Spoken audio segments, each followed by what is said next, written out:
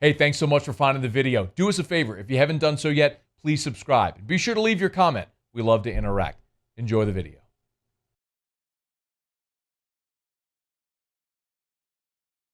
You do have a piece up at ESPN.com right now talking about sort of this next wave of free agency. Before you came on, I played the soundbite that you actually quoted in your piece from Richard Sherman, where he said, it's a hand and glove fit, but I don't think the need is as big as people think. Are you buying that? Like, do you still feel the Saints will add another veteran cornerback? Yeah, I disagree with Richard Sherman's assessment. I think the Saints' need is as big as you want to call it. Now, look, first of all, it's, ironically enough, the corner they drafted is also from Stanford. Right. So I wish Sherman would have said more about what he likes about Debo there in that conversation. Maybe he thinks that guy's a stud, and maybe that's really promising. That Sherman's like, oh, well, that guy's going to win the starting job. But I think it's more of Richard Sherman can afford to be very picky. I think there's a lot of things that he's going to want in his situation. But, I think the story on him all along has been he doesn't want to go somewhere where he's keeping the seat warm for someone.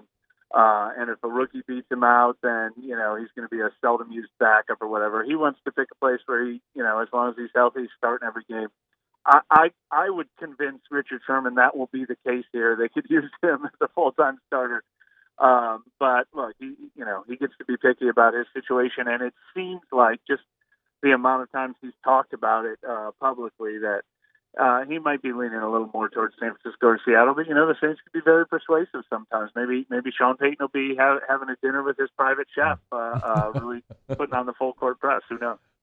Let's kind of work our way from the secondary forward on the defense. Is your assumption that Quan Alexander is going to be back at the right time? No, I wouldn't say that's my assumption because the Saints really have no money. Like most years, people talk about their salary cap and we always laugh and we're like, you guys don't know how they move all their money around. They have plenty of money. They're really tapped right now. And I don't think linebackers, that my piece listed their top needs in order. I don't have a linebacker as the top three need. If they find money under the couch cushion, they need a corner. Then they need a receiver. Then they need a defensive tackle. So a linebacker like Quan Alexander would be a luxury, and I don't see him as a guy who's going to play anywhere near the veteran minimum.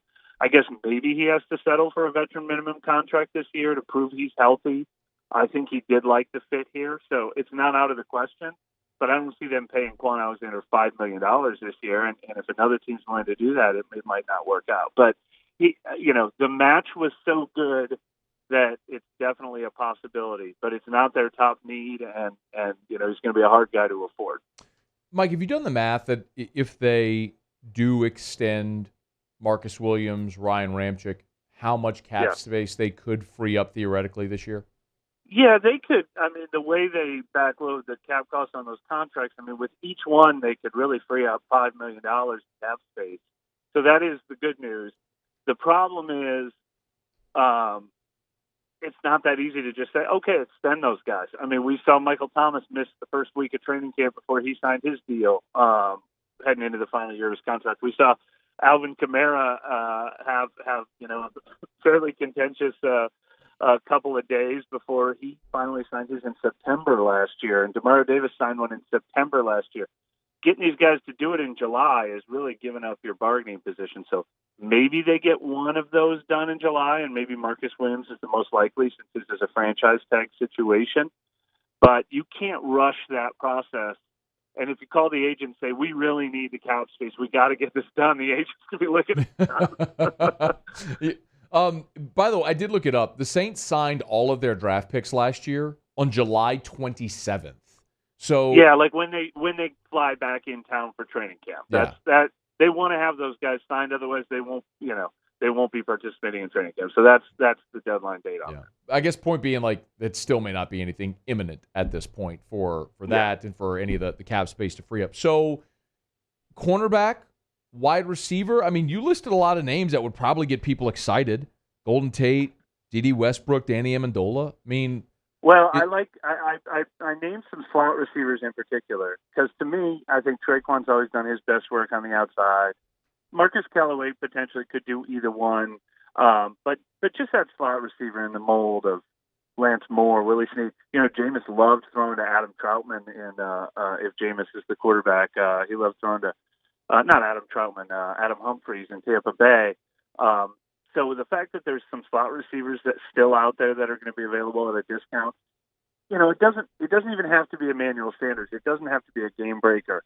I do think Tre'Quan Smith should have the best year of his career. I do think Marquez Callaway and DeJuan Johnson are capable of bigger roles. There's just such an obvious lack of just kind of reliable, solid veteran presence that I think they could still add into that group. Obviously they might not be able to afford it though. What about defensive tackle? That's one where I don't think they'll spend big because traditionally they've been okay with using some undrafted guys. They rotate so much that they're not looking for a guy who's going to play every down. But the two reasons why that's still in the mix is they lost two of their top three guys that they haven't replaced in Malcolm Brown and Sheldon Rankin. And there are it's a who's who of defensive tackles who remain unsigned. Now, a lot of the guys are past their prime, but the names of defensive tackles who remain out there, if one of them wants to just say, I got to settle for the veteran minimum, but I want to go play 25 snaps a game and try to win a ring, maybe New Orleans would be enticing. Mike Triplett on Twitter at MikeTriplett@ESPN.com. Great piece up right now. Help still wanted. Can the Saints afford to upgrade at cornerback, wide receiver, defensive tackle? Make sure you go read it and all the stuff that he's working on there at ESPN.com. Do you have any bold prediction about what happens here in the immediate short term?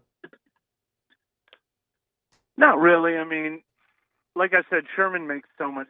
Cornerback makes so much sense. They've made no secret about their desire to get a corner. So I feel like they find the money to sign one. I think I'd be pretty surprised if they do it by trading a big name player, because anybody they could trade that would create significant cap savings would create a bigger hole than any of the ones we just listed. So that would surprise me. But I think they have to figure out a way to get a little money, get a little creative, and I think one of those real starting caliber corners could still be added to this team. Good stuff as always, man. Appreciate your flexibility, your availability. Thanks, Mike. Thank you. Hey, thanks so much for watching. Please leave your comments. I love to interact, and be sure to hit the red subscribe button below.